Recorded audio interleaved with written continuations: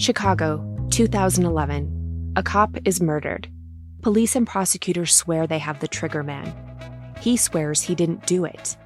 How far will each side go to prove they're right? Like it's just one bombshell after another, where you're like, what? The story of a PlayStation, a brain-eating amoeba, and the relentless pursuit of justice.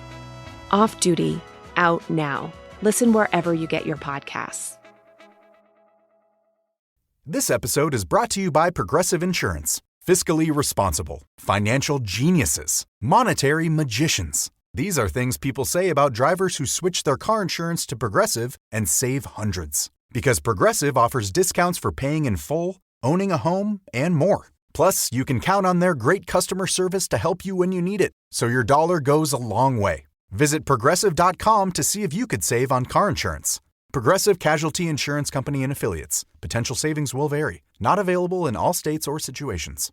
History shows women keep showing up for everyone, every day. But who's showing up for you? Grow Therapy helps you put your mental health first with therapy that's covered by insurance and built to support you. Whether it's your first time in therapy or your 50th, Grow makes it easier to find a therapist who fits you, not the other way around. You can search by what matters, like insurance, specialty, identity, or availability, and get started in as little as 2 days. There are no subscriptions, no long-term commitments. You just pay per session. Grow helps you find therapy on your time. Whatever challenges you're facing, Grow Therapy is here to help. Grow accepts over 100 insurance plans, including Medicaid in some states. Sessions average about $21 with insurance, and some pay as little as $0, depending on their plan. Visit growtherapy.com/ACAST to get started. That's growtherapy.com/ACAST. growtherapy.com/ACAST. Availability and coverage vary by state and insurance plan. Hello, everyone, and welcome to the Psych Legal Pop Podcast. This is a podcast where we talk about popular culture through the lens of an attorney and a therapist. I'm Brooke Brigham. I'm the attorney. And I'm Tess Brigham. I'm the therapist. And today we are wrapping up the third episode of the 3-part series, Waco, American Apocalypse, Episode 3, Fire. Dun, dun, I was like, dun. ooh, fire. I'm like, oh, I'm just waiting for the fire. So I just want to say, and I know I said this last time, but I'm really enjoying this, like separating it out. I feel like Waco and I have had a summer fling. I feel like, gosh, we've, gotten to this point and now it's over. And it's like, this was pleasant. See you later, versus it cramming wasn't it so all intense. in. Ramming it in together as opposed to being fast and one night furious. stand. Yes, it's like a one night stand versus a summer fling. Summer fling. And I have to say, I'm enjoying these summer flings. I have to say. And now I'm ready for it to wrap up. I'm good. Yeah. Yeah, I don't need any more. I'm fine.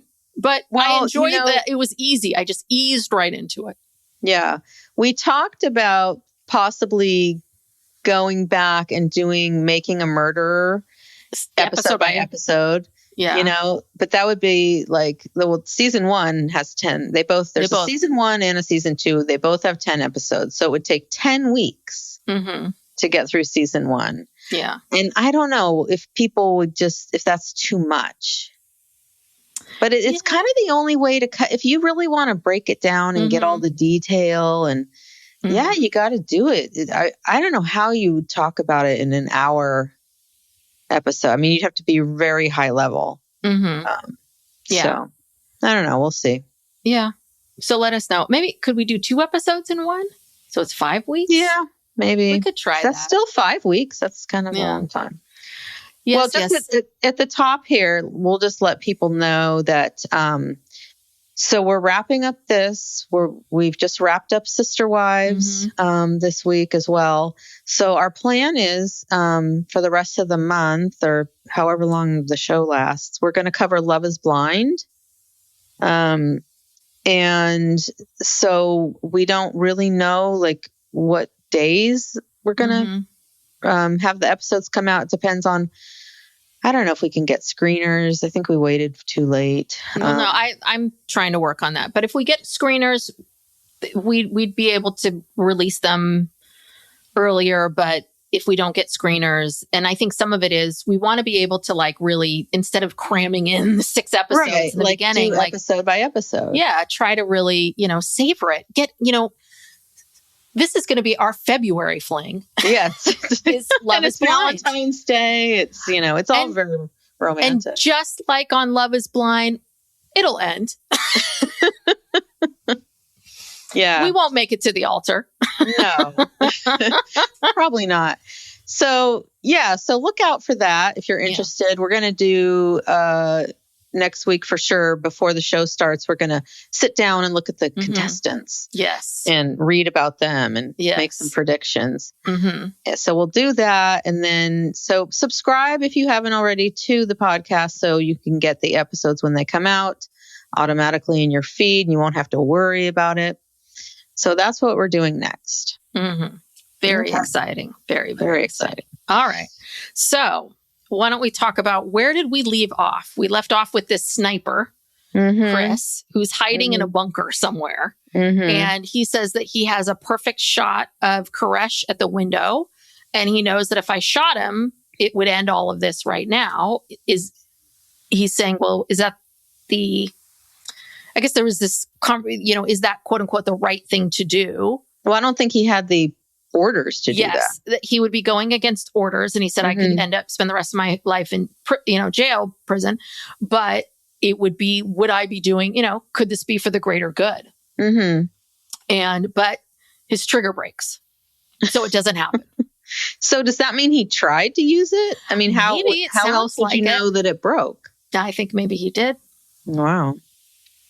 That would have changed things. That would have changed a lot of things. And I mean, I don't know. I think this guy obviously would have gotten in trouble, but how much trouble? Because it seems like a lot of people in this made a lot of mistakes and they all seem to have jobs. Yeah. One in particular seemed to be able to talk about, like failing upwards. That one guy that ran this was in charge of the Oklahoma City bombing. It's like, oh, you're great. This guy, that Bob Ricks guy or Ricks. Well, he was in charge of the investigation. Yeah. Of that? Huh. Of both. Interesting. Yes. Well, yeah. Okay. Anyway, we're still only on day 12, but we rapidly move in this episode. But can I just say, I would have loved it if, and I understand why they had to go from day 12 to 20 to 35. I mean, I get it. It's a lot of days, but I would really love to know, like, what was happening that day? What was happening? What was happening? Was it like, we talked to them all day, nothing happened. And then this happened. And then, again, I understand that, but I would just like, could we get a sense of, was it just negotiating back and forth? Were there days that you didn't talk to them at all? Were there days that, you know what I mean? It's like, a little more would have been nice. Yeah. They didn't show us much of what was going on outside because, there was a whole media encampment outside because people are just waiting for something to happen. And, so that was a huge thing that they didn't really cover. Would have liked to have seen that. But anyway, I guess they wanted to keep this to 3 hours. Yes. So we meet... so Bonnie Haldeman, who is David Thibodeau's mother, she hired this attorney, Dick DeGuerin. But hold on. I think it was Koresh's mom that hired him. Oh, I'm sorry. You're right. You're totally right. David Koresh's mom. Who knew he had a mom? Yeah, this first time we heard it. Yeah, first time we heard of her. You know Dick DeGuerin, right? Because I did the Jinx with Amy, Little Miss Recap. We did season 1 and we did season 2. So Dick DeGuerin is a big part of, because he successfully defended. Yeah. And got him off on how, we don't know. But this guy, anything that happens, any criminal thing that happens in Texas, this guy, he's there. So, yeah, very prominent. Very prominent criminal defense attorney. But unfortunately doesn't know his client's last name because he kept calling him Koresh. Well, maybe David that's Koresh. maybe that's the correct pronunciation, but it's just been bastardized. And that's what we all say because that's what we all heard. Okay. So, okay. So didn't they have it? He was on a phone call with David. Yeah. Well, I guess the mom hired him, and then, he went down there, and I guess he was having conversations with the FBI and everybody. And he said that he was one of the first people, the civilian, right, to be allowed at this FBI checkpoint. They weren't letting anyone out there. And then I guess he had a conversation with this guy, Jeff Jamar, and this is a very political thing they said, but they have parallel interests, and that they were okay with him calling Koresh. Parallel interests meaning, like, Dick, are you going to say the things that we want you to say? Are you on our side? Okay, great. To get him out, you mean, like to negotiate to get him a out. surrender. Yeah. Yeah. Where are you at? So then they tell him, like, we're going to let you have this phone call with him. We're not going to listen in. Right. We are not going to listen. No one's going to listen. And then next thing you know, there's a tape. Of course. And Koresh clocks it too. Koresh is like, they're still listening. And Dick's like, yeah, I know. Yeah. And then we see this guy, John Dolan, the FBI negotiator, and he's feeling positive. Yeah. Yeah. Because I guess finally, we have a lawyer here. Maybe things are happening. But, again, look who you're dealing with. Well, yeah. Well, DeGuerin said he thought that Koresh seemed very reasonable. But I think I can imagine the FBI, they're off in this, wherever they are, their headquarters. And I think they're finally feeling like, okay, if we get someone in there that can talk to Koresh, give him a reason to leave, right? And I thought I thought his argument was good. Like, let's go to court. You have something to say, let's go to court. If you don't, if you don't leave, you're not going to be able to do this. And I thought that was a good argument, and I'm kind of surprised it didn't work per se, because I thought that he would, you would think he would want all that attention. But anyway. Yeah. Well, I think he knew that, he wasn't going to, this guy was not going to surrender. I think he knew he was just going to die in the process somehow, because he certainly wasn't going to go to jail, No. Oh, no. But I could see him wanting a day in court and wanting all of that. But then he loses his ability to, off himself. Or it makes it harder anyway. I mean, you know what I mean? Like if I don't know. I don't know. I think it's pretty easy to die in prison. Well, I think it's pretty easy to kill yourself in prison, right? I mean, if you want, I don't know. I mean, they'll probably put him in, one of those suicide little vests, so you can't hang yourself. I'm sure he would take all those precautions, and he's going to be isolated, so it's not like he can just tell someone to shank him. Or no women. There was no way that he was going to go to prison. He was going to check out before any of that happened. Yeah. But he wanted to make his point first. So, okay. So we jump forward a bit to day 22. Yes, March 21st. Yeah, and this guy, Steve Schneider, who's Koresh's deputy. Second in command. Yeah, I don't know why I wrote his name down, but I don't know what he did. Well, they were talking to Steve about, they were feeling really good because they were talking about getting at least 24 or more people out. Like there was real talk of like, we're going to get people out. And apparently two older women and a man were able to get on one of those Bradley. I assume that's the tank. And they left. And then two women, one was younger, one was older, left in a car on their own. So they all safely left. So the FBI was like, okay, great. Our strategy is working. We're getting people out. The log jam is breaking up. But then HRT, which I guess HRT stands for, that's connected to the ATF. No, HRT is hostage hostage release team or rescue team.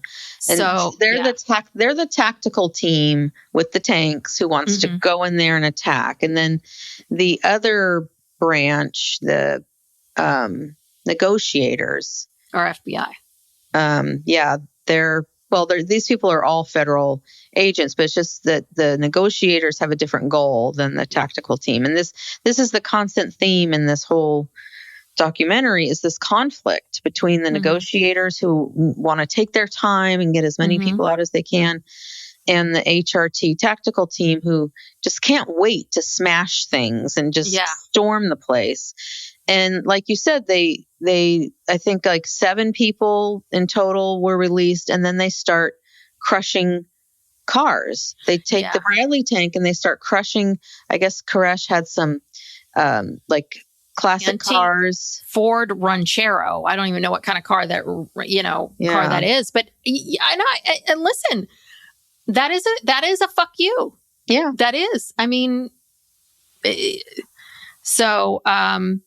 And they were saying, this was one of the hardest days because there was so much promise. There was so much excitement. And, in the morning when they thought that the log jam was entering, and then to find out, like, you just smashed his cars and he's pissed. Mm-hmm. You're like, okay.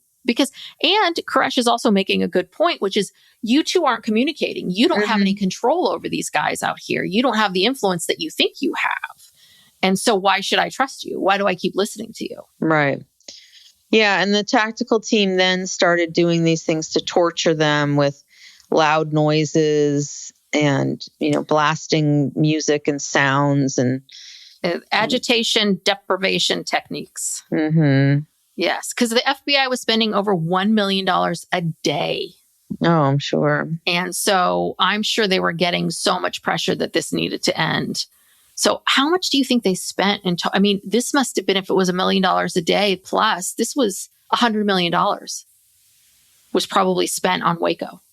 Oh, yeah, I'm sure. At least. No, it was a clusterfuck. Mm-hmm. So then after March 25th, nobody else comes out. Yes. So there's just a total... Well, and we also lose sort of that original negotiator. I'm sorry, I forgot his name. These documentaries need to put everyone's name up every single time they speak. It drives me nuts because sometimes they'll do it, sometimes they won't. Sometimes you're like, why are you doing it for this person and not this person? But anyway, the original negotiator, I forgot his name. He left on the 25th and they sort of told him, hey, you need to go. You have this other operation in the Middle East. You absolutely have to go. And I think he felt like, okay, they're pushing me out because I want to do it my way. Right. And then after that, no one else came out.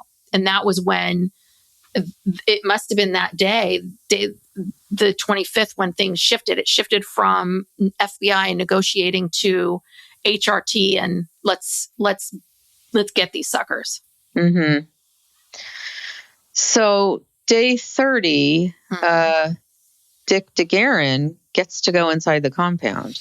Yeah. And so this is iffy because you're now introducing a third party into a hostage situation. Now, I don't know if I would, I don't think I would want to represent David Koresh, but I certainly would not want to walk into that compound to meet with him. Well, they did bring up some interesting points, which is that I hadn't thought of, which is if he's defending him, is it fair for him to see the crime scene? Like, isn't he getting some inside knowledge that, well, maybe not, but if it's his client, he would get that inside knowledge anyway. I don't know. Yeah. I don't know why the ATF people, the HRT people are so bothered by him going in. They were upset that they felt like that was wrong. But DeGuerin's such a tough guy. He said no body armor, which I think is probably the way to go. I mean, yeah, if you walk in there with body armor on, they're not going to trust you. And again, they can shoot you in the head. So, I mean, if they're going to kill you, they're going to kill you. So I think you've already decided you're going to take that risk. Well, and he's Koresh's lawyer. No one's going to kill anyone unless David Koresh tells them to. Mm-hmm. So he's there to help him. He's not going to get killed, but still, That would be very scary. Yeah. And he says, well, like walking up to the compound, his boots were crunching on hundreds of expended shells on the ground. Mm-hmm. And then when he got inside, it smelled like sewage and garlic. They were using this garlic concoction to treat David's wounds, I guess. All these holistic methods. The sewage, did they shoot up a sewage system or something? Did something? Yeah, I'm sure in the course of all of this chaos, something. Oh, you know what? broke. Maybe, do you think Did they turn off like the they water? turn off the water or maybe they turned off the electricity in the water and all of that stuff. So what do you do? Yeah. Yeah, because I seem to remember something about that. I didn't from when it was happening, not from this documentary, but about how they're trying to force them out by turning everything off. And it's like, they're not budging. So Koresh tells Dick DeGuerin, well, I'll come out when I'm ready to come out. I've got my own timetable. And it's not the FBI's timetable. He said God told him to write his interpretation of the book of Revelation. Yeah, he's got to work on that manuscript. That could take a while. Mm-hmm. But this is when they talk about how, like, around this time is when the people who got the interest of people that are very involved in the Second Amendment movement, militia. And this is when Timothy McVeigh showed up and he was selling anti-government stickers outside of Waco. So basically the argument is that, Koresh and his people have a Second Amendment right to arm themselves. And that the whole point about the Second Amendment is to arm yourself against the government coming and, But in this case, I mean, because wasn't the original reason for them going to the compound something about like child abuse allegations? No, it was about the guns. They had. Oh, that's right. They had the warrant, but the child abuse allegations came in later. Okay. Yeah, this is later in this episode. Okay. We talk about that. But it's kind of hard to argue that, obviously they don't have the right to arm themselves with a bunch of illegal weapons, but people like Tim McVeigh couldn't really make that distinction. And they just kind of went off of, oh, well, he has a right to arm himself.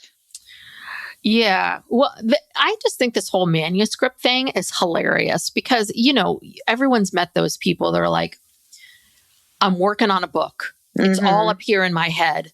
I'll get it down someday. Like, it's this whole thing of like, really, you're going to, you are bleeding. You've got sewage and there's garlic and, you can barely hold on and you're going to write a manuscript during all of this. Like, you don't even have electricity. Where are you? You don't have a computer. Are you using candlelight? Yeah, you're using candlelight, a pen, and paper. I mean, so the FBI is pissed because they feel like this is a stalling tactic. And DeGuerin says, well, I think it's real. I think he is going to. But there was the FBI kept calling, trying to get a time frame. Like, can you give us a sense of when this manuscript might be done? And they're pissed.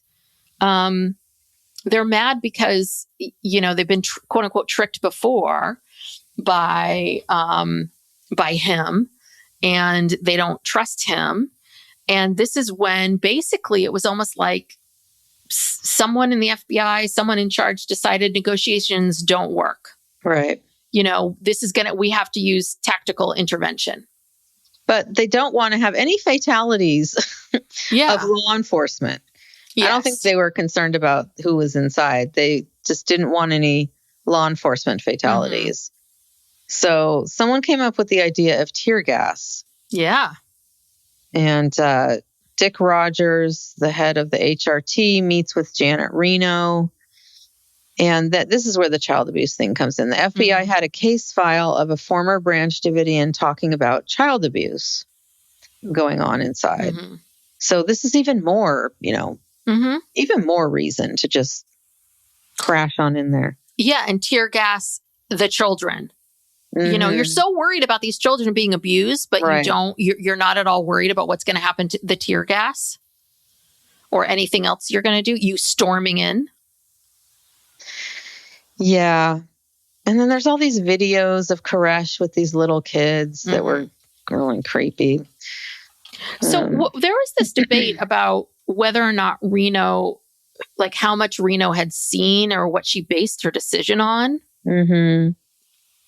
I think some people are thinking that maybe Janet Reno was manipulated a bit. They were like cherry picking certain facts that they know she would go along with. Other people said, no, they didn't. I mean, at the end, we see Janet Reno saying, I take of course, the one woman, she's taking, I made the decision and I take accountability. Oh, what a crazy idea that is, Well, yeah. And she was just sworn in because, the new administration came in January, and then you have to make your nominations and then they have to be confirmed. So literally she gets confirmed, she gets sworn in, and this is like on her plate. Mm-hmm. And, within, this is probably got sworn in like the week before practically. Yeah, probably.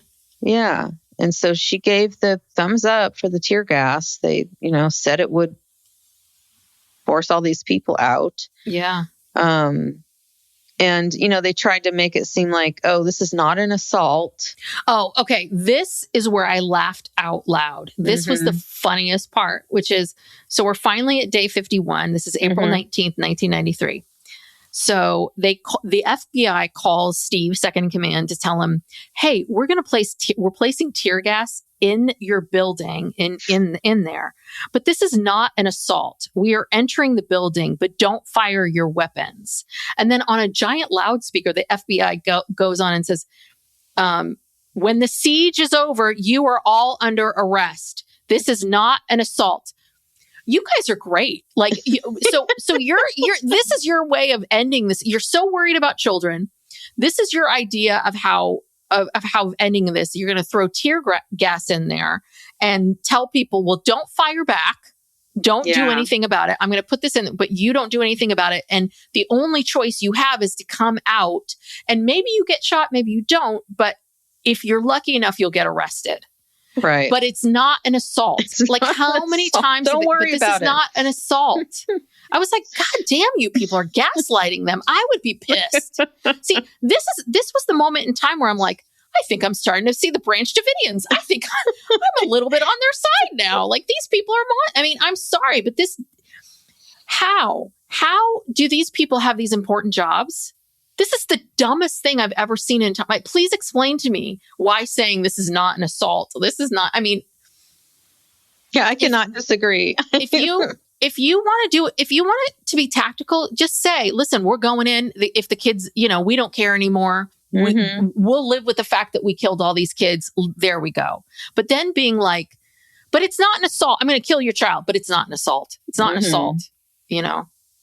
This is all on you. It's just tear gas. It's just tear gas. It's all just, yeah. And come out with your hands up. And so, yeah, as soon as they make that announcement, then 1,000 rounds of bullets come shooting out of the compound.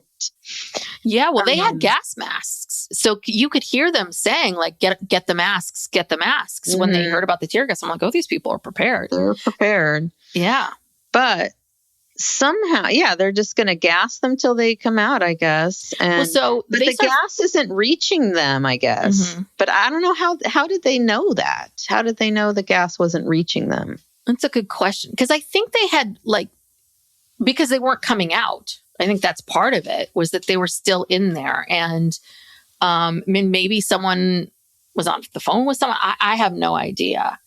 Dick DeGuerin did offer to come down again, but they didn't need him anymore.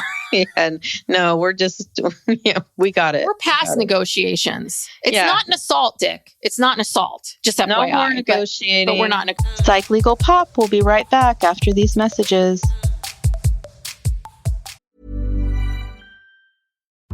Chicago, 2011. A cop is murdered.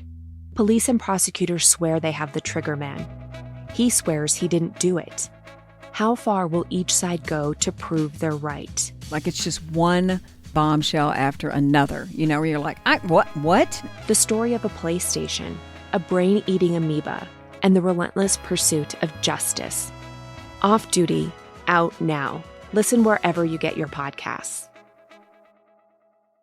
History shows women keep showing up for everyone, every day. But who's showing up for you? Grow Therapy helps you put your mental health first with therapy that's covered by insurance and built to support you. Whether it's your first time in therapy or your 50th, Grow makes it easier to find a therapist who fits you, not the other way around. You can search by what matters, like insurance, specialty, identity, or availability, and get started in as little as 2 days. There are no subscriptions, no long-term commitments. You just pay per session. Grow helps you find therapy on your time. Whatever challenges you're facing, Grow Therapy is here to help. Grow accepts over 100 insurance plans, including Medicaid in some states. Sessions average about $21 with insurance, and some pay as little as $0, depending on their plan. Visit growtherapy.com/ACAST to get started. That's growtherapy.com/ACAST. growtherapy.com/ACAST.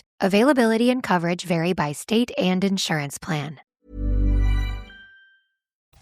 Yeah, so they think the gas is not reaching them. So then they have the tanks coming through the building to gas them some more. So they can get closer to them. To make sure to they get compound. the tear gas all the way in. Yeah, make sure those children really choke on that. Like, yes. Really get in there. And now, so, I Googled this. So it says tear gas is not in and of itself flammable. Okay. That's why they use it, to disperse crowds and stuff. So, nobody knows exactly, like, okay, so the source of the fire? The fire. Yeah, I mean, they always try to blame the tear gas, but I don't know. Well, and then this is the big thing, which is everybody's pointing at the other person. Right? Suddenly there's flames, and apparently it was like 3 separate fires were set at different locations at the same time. So the FBI is using that argument of like, how could we have done that? I'm like, yeah, I think you could have done that. But at the same time, but in the Branch Davidians, or specifically David Thibodeau, he was the one who said, I didn't see anyone lighting any fires. So what do you think? Do you think that it's possible they shot tear gas into the place, and then there were 3 spots where the tear gas hit something that ignited it? And because they had all that ammunition in there. They had tons of explosives, ammunition, the grenades. So, I mean, it's just a toxic, fatal cocktail of stuff, like all. But they're both pointing. Everyone says it's the other person, like they're pointing at each other about the fire. Yeah. And again, I'm sorry, but it's like the FBI, you started the fire. It wasn't your intention, but the impact was it started a fire. Right. Like, I understand that wasn't your intention, but you did it. Ugh. Yeah. And then the FBI thought, oh, well, the fire will bring them out. Yes. Well, surely. They'll all come running out because the building's on fire now. Yeah. I mean, bullets, taking everything away from them, taking their children, tear gas, none of that worked. But this fire will do it. Fire will work. Yeah. And it's so easy to escape from a fire when you're in a huge compound. It's probably dark in there. You can't see. You don't know where you are. Yeah. I mean, this was horrible. This was, this was horrible. Like, there's all these innocent people in there. I mean, not Koresh, but it's like, ugh, terrible. No, nobody came out except for David Thibodeau. Well, David and a few other people got out, a few other adults. I think about 7 or 8 of them managed to get out. They were the adults that maybe 8 of them got out, but everybody else perished in the fire. I mean, there was like an explosion, a fireball. And the minute those 8 people walked out, David tells us, handcuffed, handed over to the ATF. Exactly. But this is not an assault. It's not an assault. But the other thing too is nobody else is coming out. The place is on fire. I would think that the protocol is you call in fire trucks. You try to contain the fire. You try to put it out. But apparently they weren't letting fire trucks down there. And that's also a little questionable too. Like you just let them burn. I'm sorry, you didn't do any. I mean, from my understanding, like, you know, once someone is down, the first responder, whomever, has to render aid to the person, whether they committed a crime or not. You have to save their life. And so some of this really, I mean, again, I don't agree with the Branch Davidians, but I'm sorry. I can kind of see, you know, there's a little bit of, yeah, you guys, you don't play fair. Well, the Davidians didn't either. They didn't play fair either. But hold on. But the FBI is so indignant and mad at the Davidians and feels so superior. But I'm like, you're just like them. You're all doing the same things. Anyway. Yeah. I mean, I don't know. Sniper Chris said that as the building was burning, there were still rounds being shot from the compound. Wow. Yeah. So as these people are dying in a fire, you know, this is kind of their last act of, you know, loyalty to David, the Branch Davidians, whatever, just, you know, going to go down in a blaze of glory, literally. Yeah.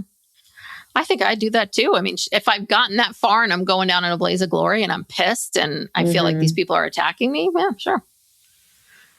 Don't worry, anyone. I'm not going to start some militia thing.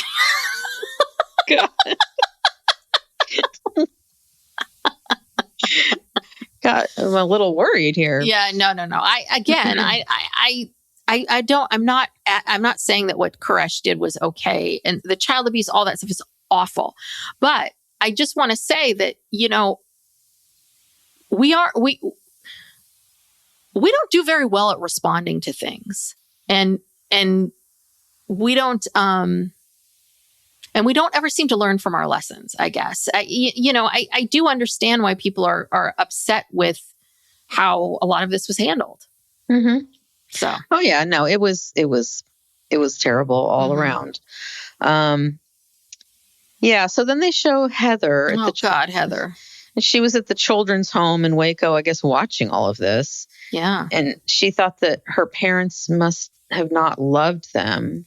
Well, no, one of the mothers, so one of the women in the kitchen made I don't know if it was a flippant comment. I don't know if it was serious, but she said, oh, well, I guess your parents must have not loved you if they didn't come out or they didn't care or whatever it is. And that's, of course, devastating to poor Heather. I mean, God, she's a real victim in all of this. Yeah. So 9 people survived, including our friend David Thibodeau. Yeah. Brenda learns. Brenda's there. Her son is saved. They said it was raining Bible pages. How many Bibles did they have? My manuscript. Yeah. Did the manuscript burn? Oh, no. Not the manuscript. Yeah. And because there was 1.6 million rounds of ammo, when ammo is in a fire, it starts popping off. You know, the bullets start popping off. So there's like bullets popping off everywhere. Yeah, that must have been quite a scene. Ugh. It's very tragic. Just disgusting. All of it. Well, then we see Bill Clinton. Yeah, it's April 20th, the day after. Well, we got that done. Let's get Clinton out here. And he is going to read a statement that is pointing the finger, not at all at the administration, but at the Branch Davidians. Well, to be fair, the Branch Davidians did start this. They did, a massive amounts of illegal firearms, ammunition, whatever. They did start it. They were in the wrong. And that guy, and, you know, Koresh is a cult leader, madman, you know, abusing people. So not saying that, you know, any of this is good, but I just kept looking at Bill Clinton and I've been thinking, I can't believe he was our president. Like, oh, really? We were so happy. That seems so long ago. This is 30 years ago. I know. I was in college and I remember when Clinton was elected and Mom was like so happy. She didn't want to talk to me on the phone. She was like, I have to celebrate now. Because we had, you know, if you were a Democrat, liberal, and, you know, our mother's in Berkeley, California, so you could see where it's going, that it was 12 years of Reagan, then Bush, and Clinton was a big deal. And he was a baby boomer. That Yeah, was he the was other young. thing. And Yeah. all these boomers were so happy to see another boomer. And he was young and he was attractive. Maybe he had some problems with women. Maybe he had some other issues, but that were on full display during the election. Who cares? But, Listen, Hillary he's a was standing boomer. by. He loves Hillary Fleetwood Mac. was okay. He loves Don't Fleetwood stop. Mac. Is their thing. They're so cool. They use Don't Stop. So let's ignore these other things. But yeah, he was so young. That was like his first couple days. Yeah. But Janet Reno did say the buck stops with her. She did take responsibility. And then there's Chuck Schumer. My I know. God. It's like Chuck Schumer. Oh my God. He's still, Chuck Schumer. God, retire already. He said the FBI messed up badly. Okay, So, well. I don't watch these Senate hearings at all, but is this what they all do? They all go around and they all make a speech and they all say the same thing. That must be so annoying. Yeah, they love to hear themselves talk. Yeah. It's theater. They get they're on their pulpit and they're just, it's really nauseating, honestly. But I don't understand why they don't limit it. Like ahead of time, you get to sign up. Or you're part of a committee. So you're part of this committee and you get to talk about these things. But they showed us a clip. Schumer said the same thing as the next guy, as the next woman. Each one had a new metaphor for it. I'm like, oh, this is torture. God, they have these, they impanel these, investigations with the people are investigating it. And okay, so we've investigated it. Now what? Yeah. Now we're all going to, God. Oof. Well, and this leads us to, I didn't know they were going to touch on this, but this leads us to April 19th, 1995, when the Oklahoma City bombing happened. And it was a direct, it was Timothy McVeigh's response to what happened in Waco. And we covered that documentary. Why Oklahoma City? Did we figure that out in the documentary? Like why you're mad at Waco, and I understand it's the federal government. So you want to pick a federal government. I mean, I understand that part of it, but why Oklahoma versus something near Waco? Where was he living at the time? I don't know. I'm not sure. Question. I can't remember if he was living nearby. I kind of think he wasn't. I think they maybe picked it due to, I know maybe it had to do with how the building was set up and that it would be like easier than other targets. I mean, I don't know. I have to go back and look at that. You think it's because also it's in the middle of the country, right? It sort of sets this like middle America. There was a child care center in the building. Remember that? I don't know if that had anything to do with it. Oh, and that he saw that as like a payback for all the children that died in Waco. I'm going to maybe. I don't know. I think it was also too, it was maybe easier to access. Cause remember, literally you could just drive up right next to the building. Cause that's what he did. He had his rental truck, full of the fertilizer, bombs that or whatever he'd made. And, he literally just drove up right up to the sidewalk on the side of the building and left the truck there. And it was so close. Whereas, a lot of other federal buildings have these big perimeters and you can't get close to them and the security. So I think it was an easier, softer target, maybe. Probably multiple reasons, but it was, he made no bones about it. That's what it was, that it was payback. So it's that guy, Bob Ricks, who was in charge of, so he was the main guy that was, he was all for the tactical and he was the press. He was the one that talked to the press. He was in charge. So he becomes the special agent in charge of the Oklahoma City bombing. And I just thought, wow. Talk about failing upwards or, I mean, exactly. I'm like, God, how, yet again, a mediocre white man just manages to fuck something up and then, okay, there you go. Here's more opportunities. Yeah.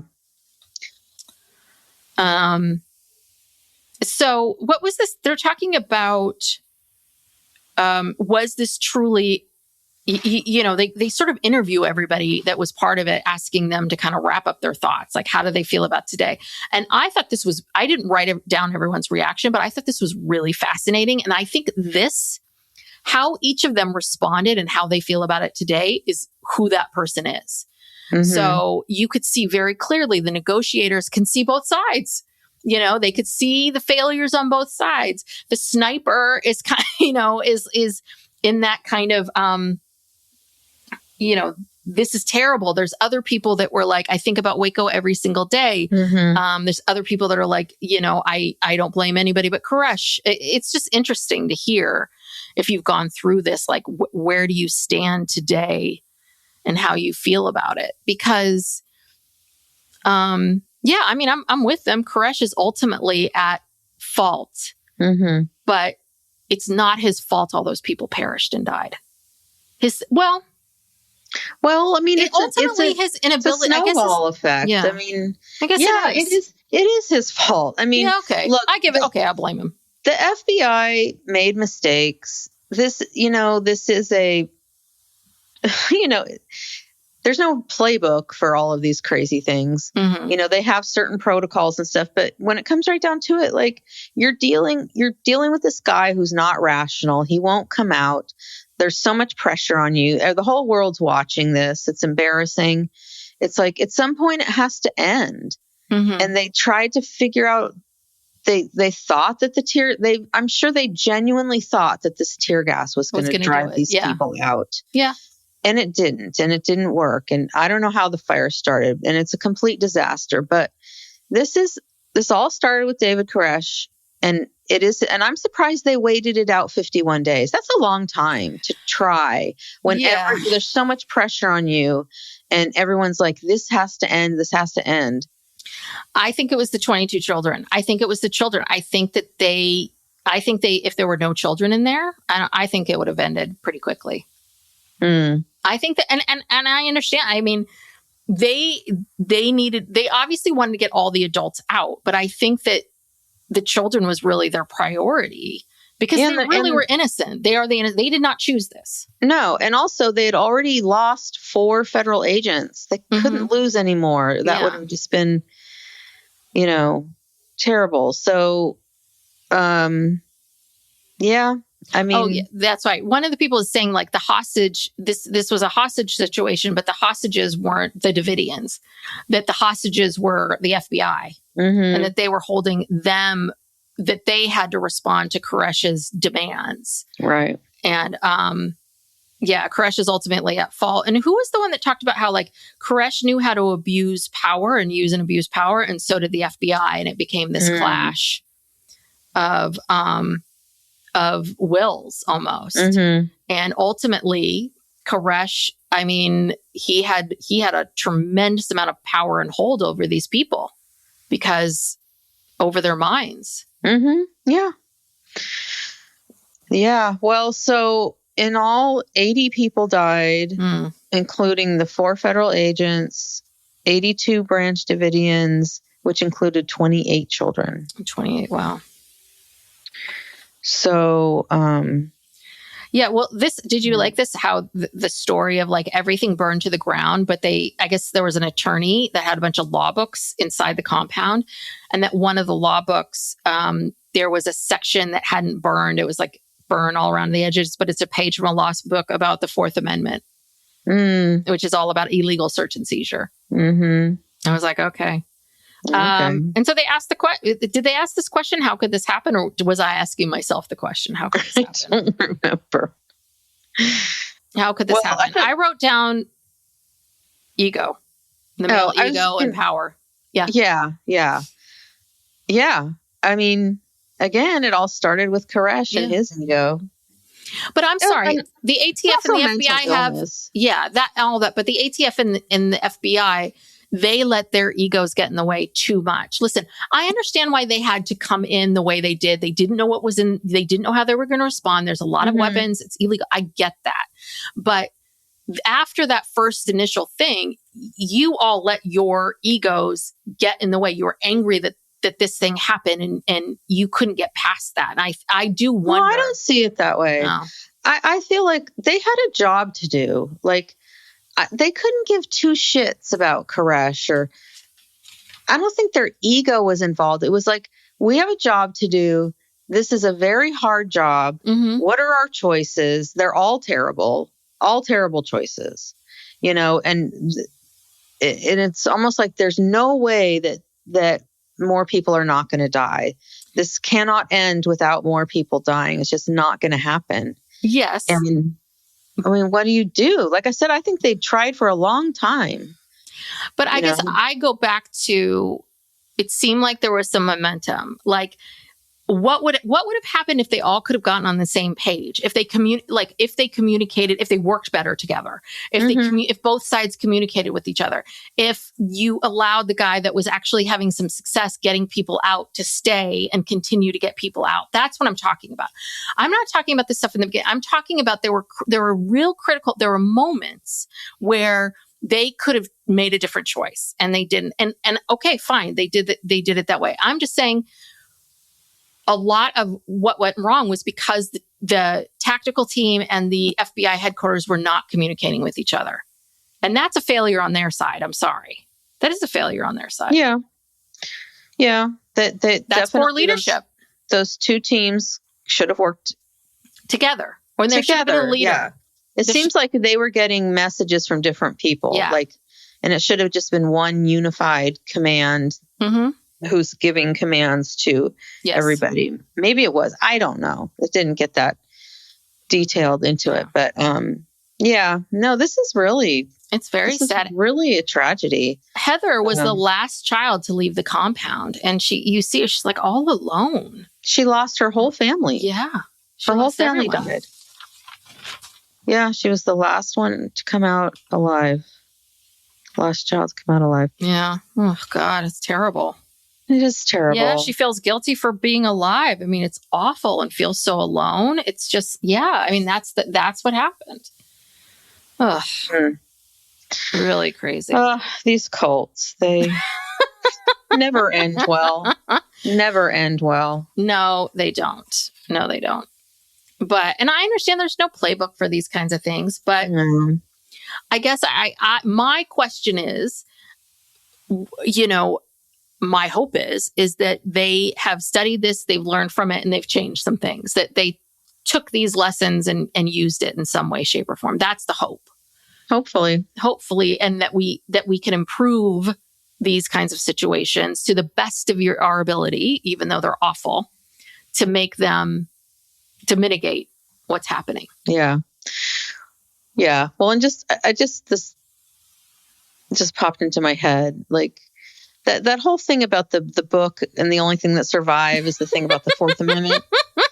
Because, the Fourth Amendment is very important and it protects people against unlawful searches and seizures. This was a lawful search warrant. And so I just wanted to point that out. Yes. No, you're right. It was they That's had a little bit of manipulation there, I thought, with the book and yeah. Well, I think people, I'm one of them. People love these sort of symbolic moments of like, ooh, what's this trying to tell us? But no, I'm with you. I'm not saying that I agree with what I know. And amassing guns, any of that, and all of those things. I'm just saying that if the government is meant to be the moral high ground, if we're meant to be the good guys, quote unquote, if that's your job, then my question is, are you always operating from that place? But but what are they supposed to do? I just feel like they were in an impossible situation. They tried to go in and serve a legal warrant. This guy, it's not like he's wanted for, burglary or something. This man is like amassed a large amount of illegal weapons. He's a dangerous person, clearly, as we've seen. And, what were they supposed to do? They were welcomed with bullets flying everywhere. I mean, what do you do? No matter what the FBI did, it is going to be wrong. And I don't know, why am I feeling so sympathetic for the FBI right now? And what I'm saying is I'm with you. I am with you on that. What I'm saying is that day 25, where they were at a crossroads and they could have let that negotiator continue to bring people out. And they made the choice of like, well, fuck this. This is taking too long. Go to the Middle East. This is taking too damn long. Go. Yeah. And of course, the joke is it took them another 25 days to get to this point. They could have left. I mean, that's what I'm saying. Like if we're the ones taking the moral high ground, if we're the ones, the good guys, and if we have a tactic that actually seems to be working and the logjam is breaking, then why do you then take that guy off? That's what I'm saying. Because you took him off because you wanted to go guns a-blazing. I'm sorry. You wanted to put the tear gas in. You wanted to be done with this shit. And that is the difference between whether or not you sit down and have a conversation with someone or you beat the shit out of them. Well, then why did they wait another 25 days? I don't know. I don't know. That's why I wanted a play-by-play of like, this is what we did this day, or we couldn't make any headway on this day. Maybe, I don't know. I don't know how Koresh was still even alive and, anything. I mean, he's got these wounds. Yeah. They're treating them with garlic. I don't think that's good. No, he was probably near death anyway. What did he care? Yeah. He was just like, if I'm going to go out, I'm going to go out and y'all are going to go out with me. Yeah. We did see, what was her name? Was her name, I want to say, I forgot, I didn't write it down. Janet, Karen, what's her name? God, what was her name? Nancy? I wrote it down. Let me see. Nancy. She's the one who is real pathetic. Kathy. Oh, Kathy. So we see Kathy briefly. I would love to know also, did Kathy serve time? Did she go to prison? Did David Thibodeau go to prison? Like what, were these people, did they spend time? Well, what did they do wrong? They were in a cult. They didn't kill anyone or hurt anyone. No, I'm with you. I'm just saying that I don't know. I thought the producers were going to give us like a black screen like and where tell are they us now? Yeah. Well, at least say what happened. Were they arrested? Are they, what happened to them? Because I could look I'll look it up, but like, I'm curious of what was Kathy the aftermath. Did get arrested when after she came out. I don't know what she said. She saw the fire when she was in prison, in jail in the medical section, and they all have individual TVs. I was like, oh, that seems nice. Turn on your TV. Oh, okay. Yeah, back in the day, they used to let prisoners have TVs and all kinds of stuff. I think they still do. Some still do. Yeah, I think now it's iPads. Oh, yeah. iPads and phones, tablets. Yeah, well, it's tablets that are limited in what they can do. Yeah. Still can't have a phone. That's still contraband. Yeah. Which is, it's funny. It's that is so crazy, that phone thing, because we live in a world where everyone I understand how it came about way back when. But now I really do think they need to change that. But I guess they feel like it would just be too much communication, or it would create, they could operate businesses. They could do. Well, I think in the past, it was the phone was a moneymaker for them. Yeah. And at least in California, there's been some reform around that, where I believe we talked about this on an episode when we were talking about prison reform. And I think that they've now in California made those calls free, when you call home and stuff, they don't charge you for that. And then a lot of the prisons, they'll issue everyone a tablet for purposes. I mean, a lot of things are blocked. You can't watch porn on it and stuff, but like I think you can use Wikipedia, and you can, there's certain functionalities that you can use. And, some places are trying to, humanize the what a crazy experience. Idea. Yeah. All right. Well, I'm glad it's free, because I think that is a crime. That is a crime within itself to a lot of people don't have any money, and then to charge $4 a minute for them to communicate with an attorney or anyone on the outside. Or just their family. Keep the relationship going with their family. Yeah. Who maybe lives far away, can't come and visit them. So anyway, you know how we feel about all that. So thank you everyone for joining us on this Waco journey. The summer is over. The fling The fling is over. is over. We're going to do, Love is Blind, which is, just,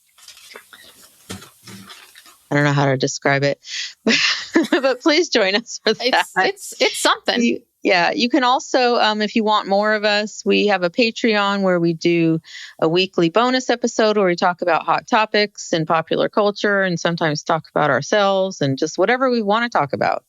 Mm-hmm. Sometimes we talk a little bit about politics. We have to restrain ourselves. Not too much. Yeah, not too much, just a little bit.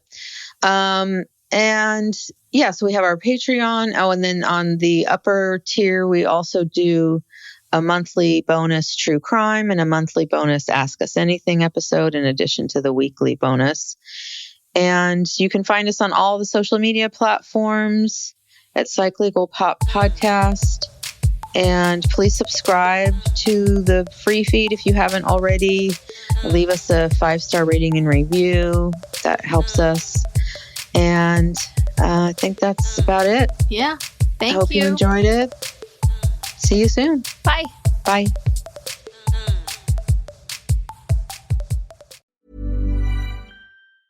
This message comes from Jackson.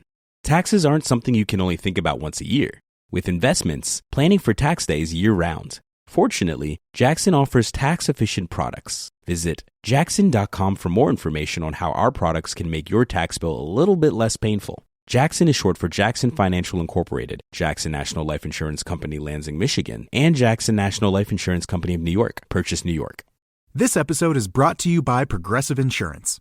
Do you ever think about switching insurance companies to see if you could save some cash? Progressive makes it easy to see if you could save when you bundle your home and auto policies. Try it at Progressive.com. Progressive Casualty Insurance Company and Affiliates. Potential savings will vary, not available in all states. Acast powers the world's best podcasts. Here's a show that we recommend. Hey guys, welcome to Giggly Squad. A place where we make fun of everything, but most importantly, ourselves. I'm Paige DeSorbo. I'm Hannah Berner. Welcome to the squad. Giggly Squad started on Summer House when we were giggling during an inappropriate time. But of course, we can't be managed. So we decided to start this podcast to continue giggling. We will make fun of pop culture news, we're watching, fashion trends, pep talks where we give advice, mental health moments, and games and guests. Listen to Giggly Squad on Acast or wherever you get your podcasts. Acast helps creators launch, grow, and monetize their podcasts everywhere. Acast.com.